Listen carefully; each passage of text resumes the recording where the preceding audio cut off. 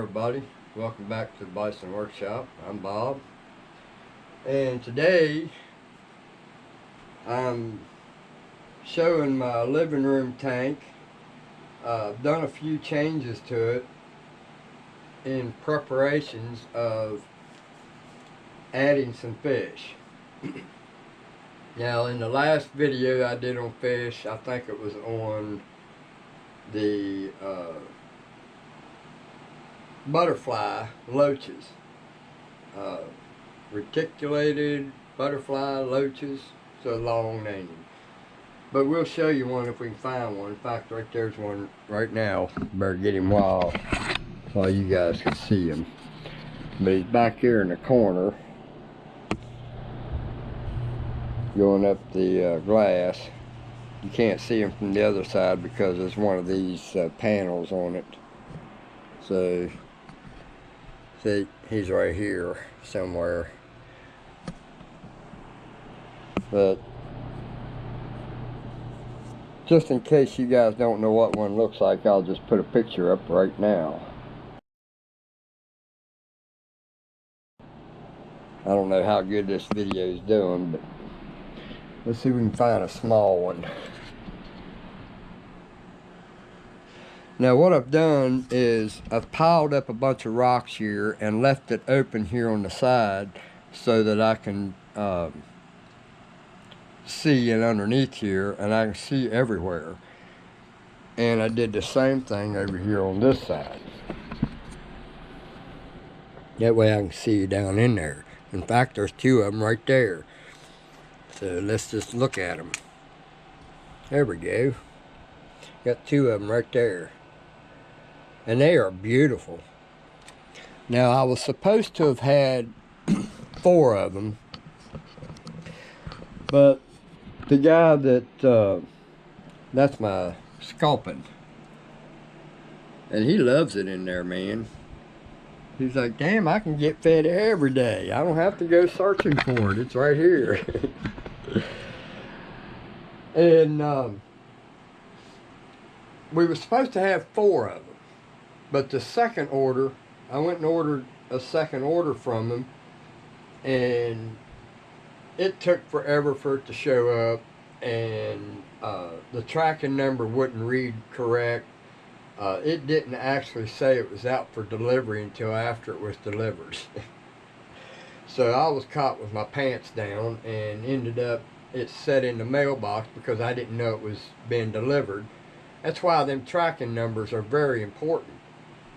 Especially when it comes to live fish. You want to be able to track that and know exactly when it hits the mailbox so you can be waiting for it and get them in the house and get them in the tank as quick as possible. You don't want them sitting in the mailbox getting sun on it, heating up the box. So the big one died on me.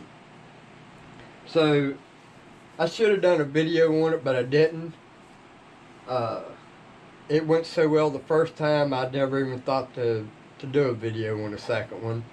But the second order, I asked him on the first order, after I ordered the second order, I said, look, I just ordered 2 more. Will you please give me 2 bigger ones instead of giving me a little one and a big one?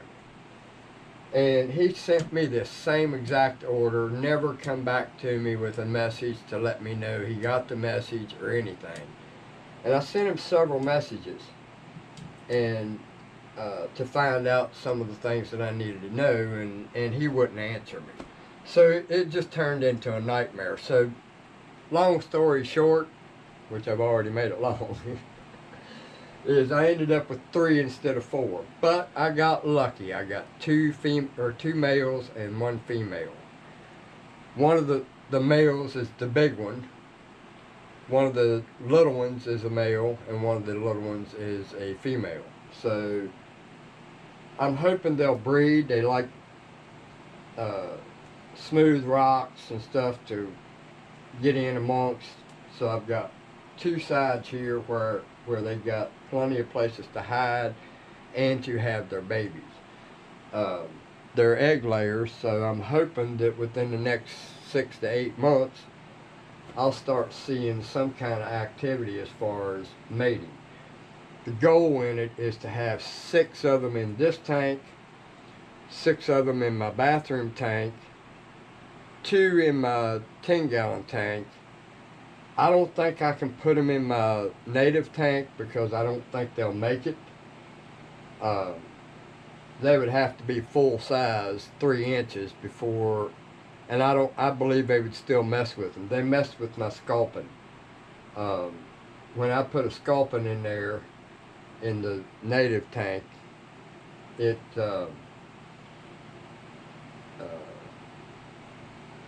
the creek chubs kept nipping at him.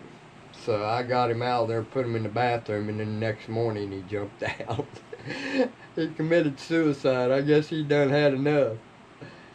So, but I spent a lot of time yesterday cleaning this thing, rearranged the log to get it up high enough that the angelfish can go underneath there and hang out underneath the log because they like to be under things. I'm also working on a hood for it, and I'm gonna have to get some other wood because this wood's not going to work. These boards are long enough that I can make them work. The problem is they're warped. They're crookeder than my leg, so they're that crooked. It bows like this. So I need to get some more wood. I ran out of wood. This is still Grandma's front porch boards that I still have some straggling pieces left. And this one is actually long enough, but it's warped. The back piece is not long enough. It goes right to the edge. I kind of want to go overhang maybe a 1/2 inch on both sides. At least 1/4. But I can't do that either. So I'm going to have to get some new wood. And right now I've just got the glass setting up there, temporary. But we're getting ready to trade my Challenger 357 long stock for a hammer, guys. I've been wanting a hammer for a long time, and I want to try to get my son to come down and the deer in the front yard.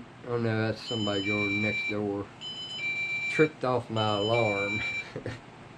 It'll stop. What? Now what's out there? The thing shouldn't be tripping up there. Anyway, I've got it packed up. There must be a deer out in front of it and I can't see him. Come on, man. I don't want to talk while that's going on. Hold on. Anyway, I've been wanting a hammer ever since I started in the PCP world, which is about 8 years ago. Actually, no. 10 years ago. Wow.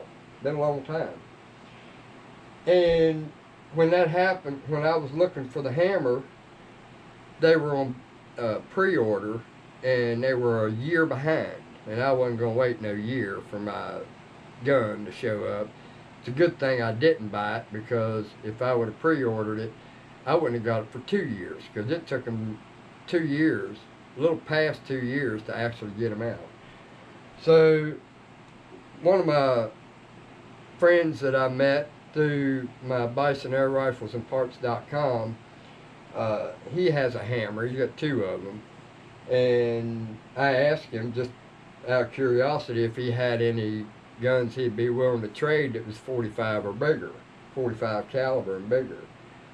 So he said, yeah, I got one. I'll trade you what you got. And I told him what I had. And he said, well, I'll tell you what. You trade me the Challenger, 4 barrel band sets, which is a rail system for the Element Max, and make him a cocking knob for the M50.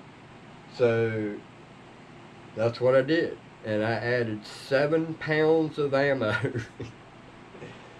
So I put Fragile on the box. Every side has a Fragile sticker, even the ends. So hopefully it'll be okay.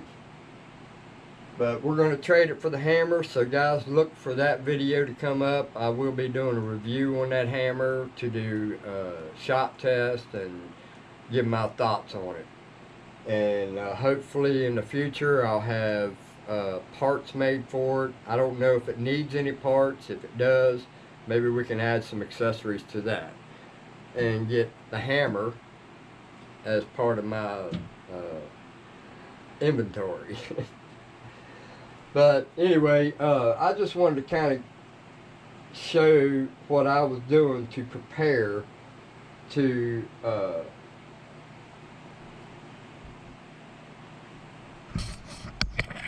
breed the butterfly loaches.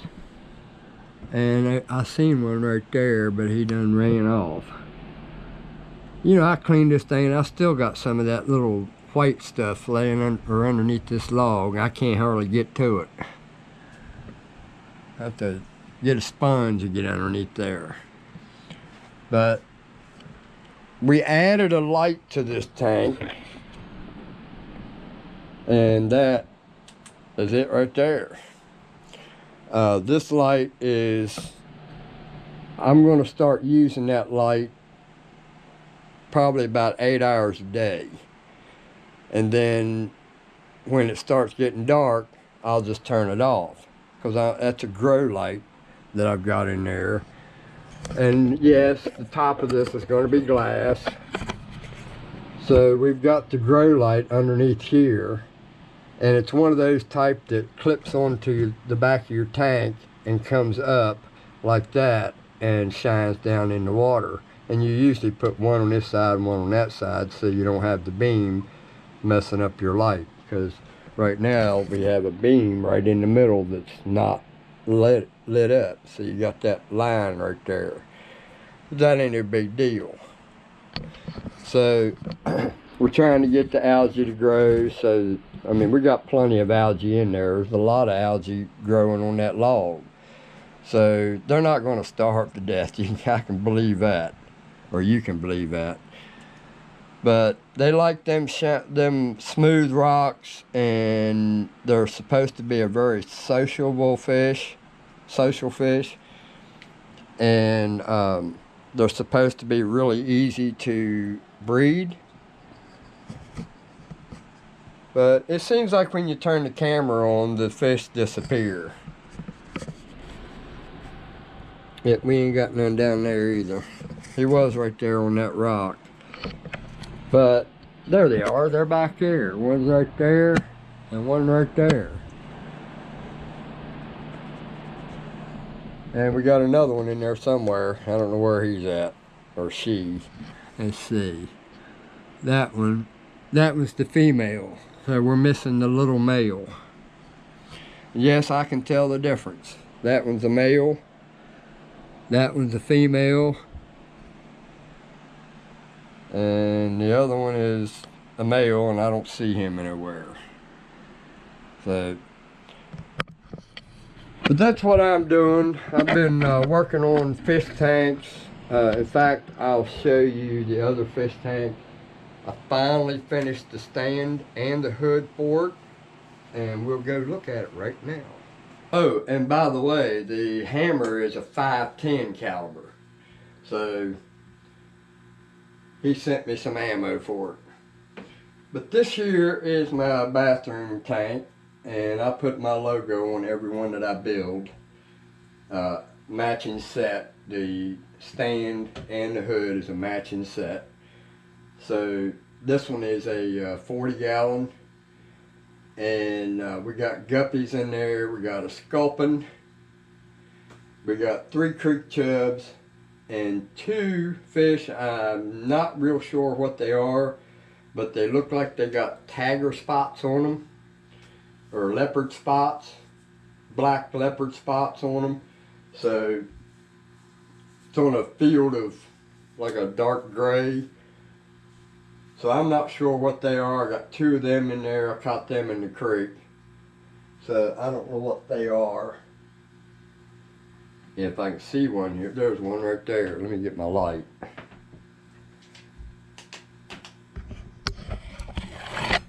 Maybe somebody can tell me what this one is. Right there he is. What is that, guys? Does anybody know?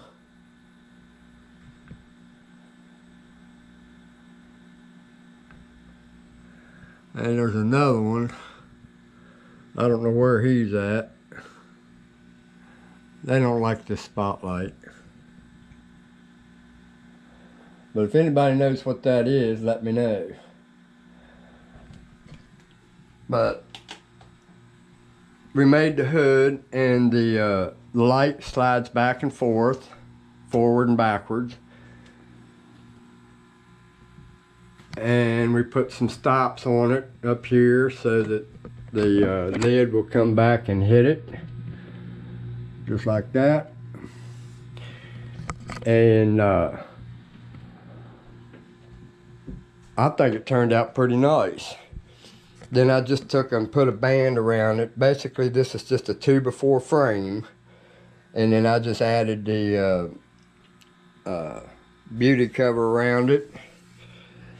And eventually I might make corners, maybe 3D print some corners or something to put on here to hide the screws and this brake.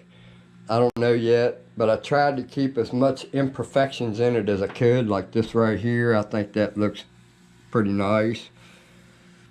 Then I had these walnut pieces and these oak doors. These oak doors actually came with this tank, because this tank had a stand, and this was the doors that came off of it. And it was a cheap piece of junk frame, so I just did away with it and used these oak doors, because these are solid oak doors. And I had these three, there's three of these. This one, that one, which is awful dark in here, and this one. This one's got a little bigger piece out of it, but I thought that looked pretty cool with all this design and stuff in it. It's just where a knot was that rotted out, and I thought that was pretty cool, so I just added that to it to kind of bring it out past the doors. It looked just fine with just the black, but I didn't want them laying around no more. I've been carrying around for like 3 years, so I decided to go ahead and use them. And then I put a band on the bottom of it too. So this is a pretty nice stand also. This one's turning out to be a nice tank. I have some assassin snails in here. I've got 2 assassin snails in here, and I still have to kill at least 10 snails a day off my glass. So I've had them assassin snails in there for like a week, and I think I have more pest snails, and I don't know what kind of snails they are, but they're little brown ones, and they're god-awful ugly to look at. So I rearranged some stuff in here, took the other 3 logs out and put this 1 log in it, and I think that works a little bit better. I got rocks on top of it because it needs to be weighed down for a while. But it was already waterlogged. This one actually came out of the creek. So then we got a Cory cat in here, and believe it or not, we have a bumblebee cat in there. I haven't seen him for about a year. He's in there. I've seen hints of him, but he don't spend a lot of time letting me look at him. If I look down in the hole underneath these rocks, you can barely see his tail moving and the stripe, one of his orange stripes. But as far as coming out, nah, he ain't coming out. He stays hidden all the time. So if you want to see your fish, bumblebee cats are not the fish for you. That bumblebee cat can only be put in a tank that has nothing in it. Well, what's the point of having a tank if you ain't got nothing in it? So he stays hidden. If he dies, I will never know it because he never comes out. But here's that other fish I was talking about. He's right there.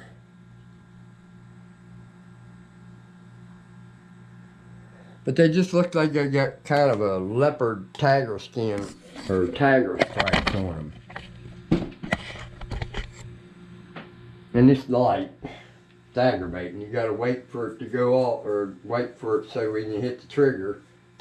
There we go. You gotta wait 5 seconds before you can turn it off. That could get you in trouble if you was trying to hide from somebody that was trying to kill you and you wanted to turn it off and it started flashing. Bling, bling, bling. Hey, here I am, kill me. That's about what that light is. If you was in a dire situation, that's definitely not the spotlight for you. But anyway, we're trying to work on getting 3 more snails. I ordered them, and again, we got another dragging their feet and won't ship. So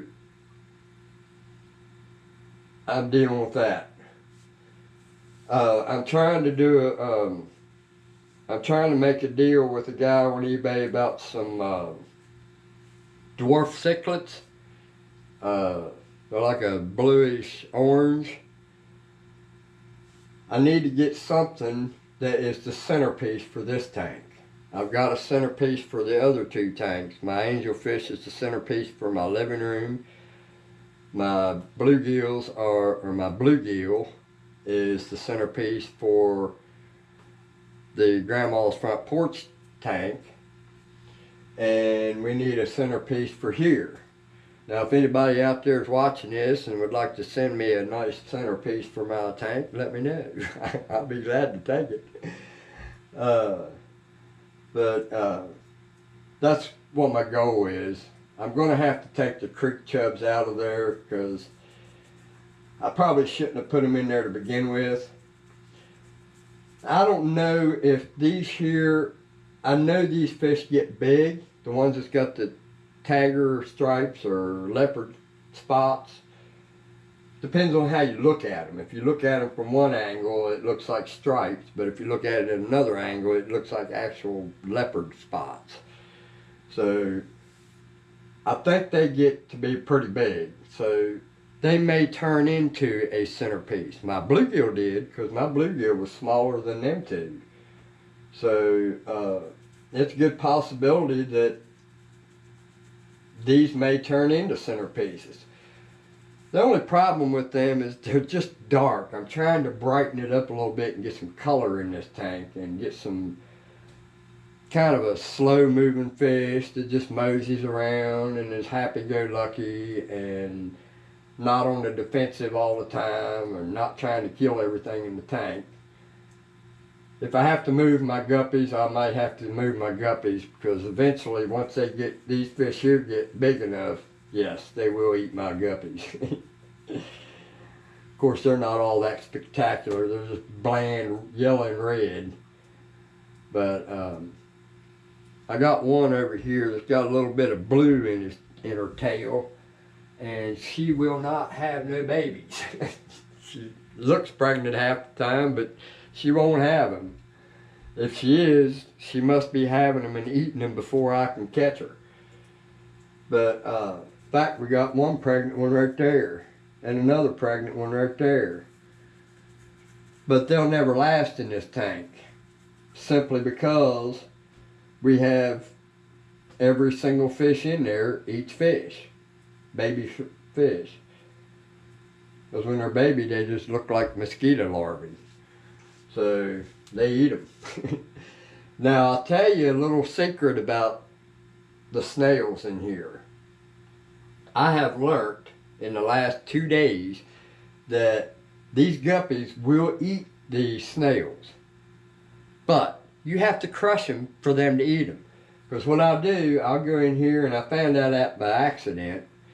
I went to push on it and squish it, and it stuck to my finger. When I put it up in the middle of the tank and rolled my finger to get it to come off my finger, these guppies ate it. They just tore it all to hell and ate it. And I seen a couple pieces fall, and the sculpin finished it off. He ate the leftover that the guppy lost. So if you want to get rid of your snails and you have no other alternative, just squish them against the glass, slide them off into your finger, put them in the middle, and these guppies will eat the crap out of them. They love them. All these fish will eat them snails then because they're crushed up and easy to eat. So that's how I'm getting rid of them, because my assassin snails, I don't think they're doing much of anything. In fact, I see one right there. I'll show you what they look like. I think that's one right there. Yep, right there's one. Can you see it?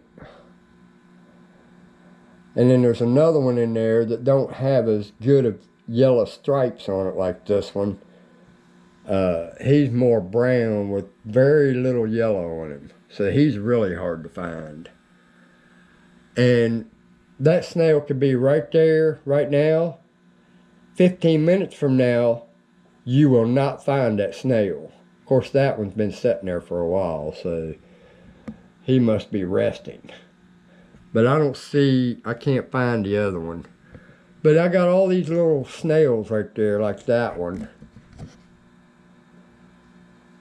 Find one a little closer. See, they're all in that plant.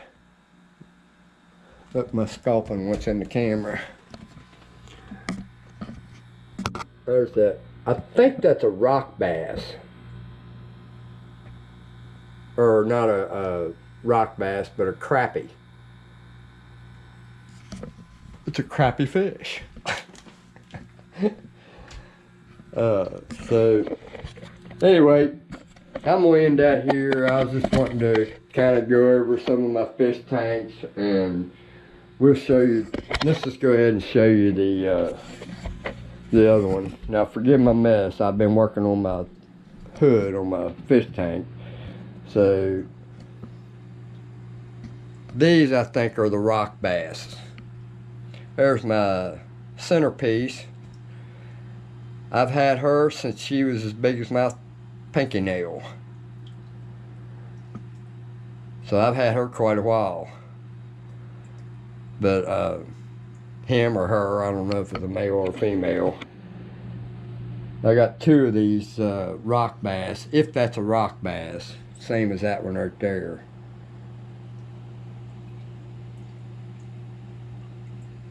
And then I got creek chubs right there. They're getting pretty big. Of course, creek chubs don't last very long. In fact, I'm missing two. Well, I need to start looking around for a dead fish, because once them creek chubs get so big, they'll just up and die. They don't last very long. Once they get big, yeah, I've got two missing fish. Or no. And that one's not acting right. Yeah, that one's not acting right, so this one's probably getting ready to die too. They're usually my greatest excitement, but they don't look too awful excited today. I'm gonna have to keep an eye on him. But I've got crawdads in this one, but I don't see my other creek chubs. Well, like I said, I'm gonna have to look for him. He might be inside one of them trees there. That's where I found one a couple weeks ago, and he was laying down inside of this, so I couldn't see him unless I was really looking. So this one needs to be gone through. I've got a lot of this fuzz stuff right here that needs to be shaken off of those and put in the water so it moves around with the wave maker, and I can take my net and net up most of it, and then the rest of it will go in the filter. But you can see right there we got a crawdad hole. Who knows, maybe the crawdad got him and pulled him in his hole. But that's my fish tanks, guys. What we've been doing. Hope you guys learned something out of it. If nothing else, you learned what likes snails when they're squished. Anyway, y'all have a good one. Later.